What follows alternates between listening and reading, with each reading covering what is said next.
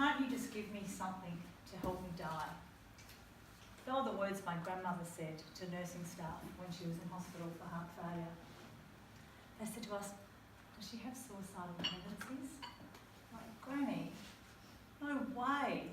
Granny was your storybook grandmother. She was a childhood fantasy in real life. She was a small lady. She had scoliosis in her upper back, so it gave her a bit of a hunchback. She had a soft, gentle face, beautiful, warm smile. She wore big glasses and flowery dresses. As a kid, I used to love to hug her. She was soft and squishy. This made it perfect. Granny had a really unique ability of being able to make all of her 11 grandchildren and her 22 grandchildren feel like they were her favourite. Granny's mind was sharp, but her 92-year-old body was letting her down. She had heart failure. She couldn't see or hear properly unless you were right up close. And she'd lost control of her bladder and her bowels. All my life I had really candid conversations with Granny about death. She told me about how she cared for her father in their home when he passed away. To Granny, life was really just a part of, death was just a part of living. I remember one night driving up to see her and she was in hospital. When I got there, I held her hand. It was warm and bony. Her skin was like crepe. She opened her eyes and she said, Rebecca, you shouldn't have driven up. But I needed to see her, to talk to her. As we talked, she told me she wanted to die. And she wanted to die at home. But she didn't want my mum to have to deal with her and find her. I assured her that as a family, we'd make sure that she was supported and that that would be okay.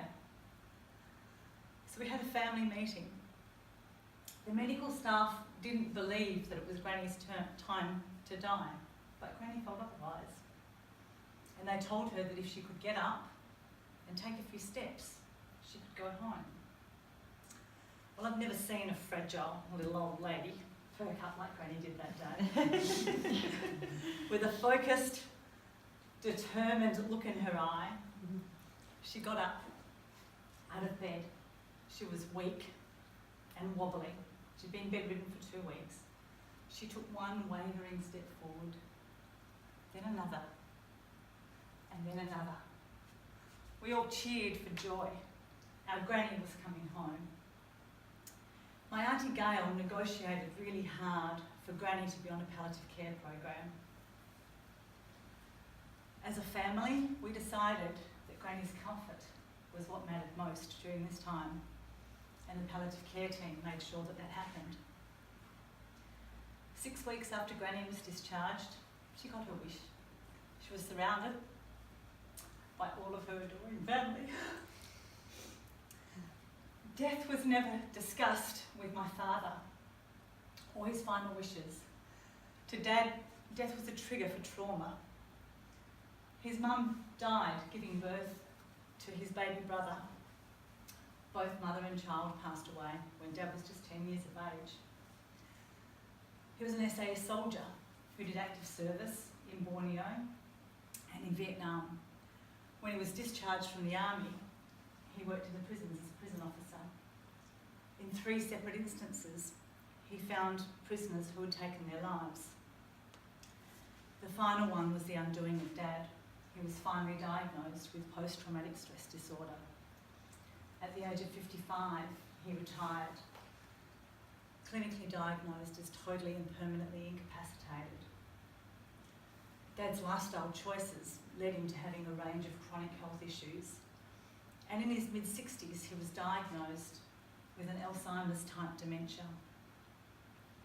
There was no plan in place, nothing for when things started to become unmanageable. And so consequently, we had to make decisions for him when he was no longer able to articulate them or make his own decisions. Dad began to wander. He had a few really, really nasty falls. He became aggressive. And Mum was really challenged with the ever-increasing demands of caring for both Granny and my father. My sister Leah and I took Dad to hospital. It was horrible.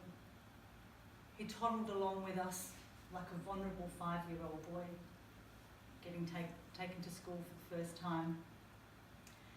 And he was put in a high security ward.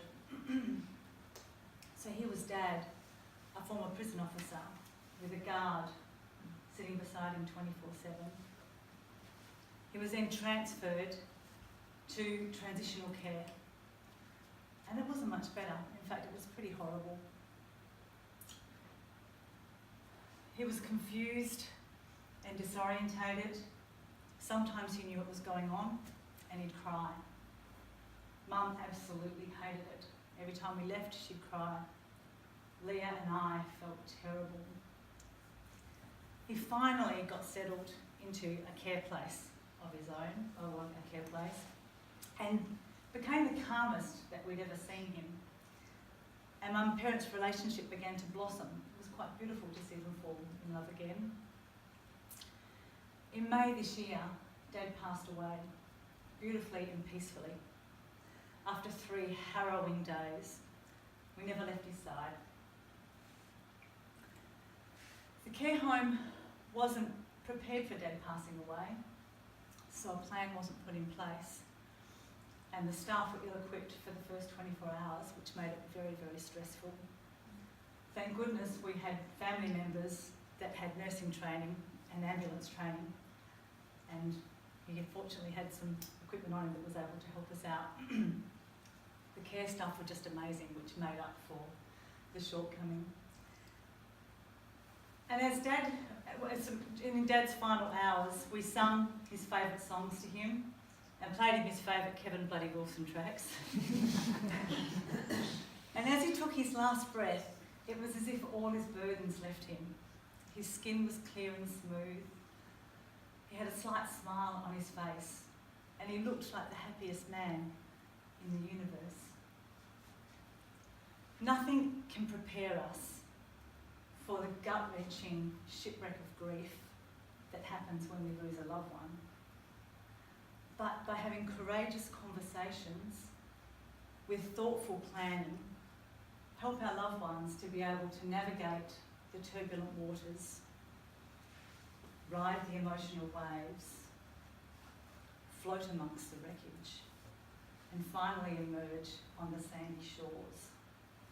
Thank you. Thank you.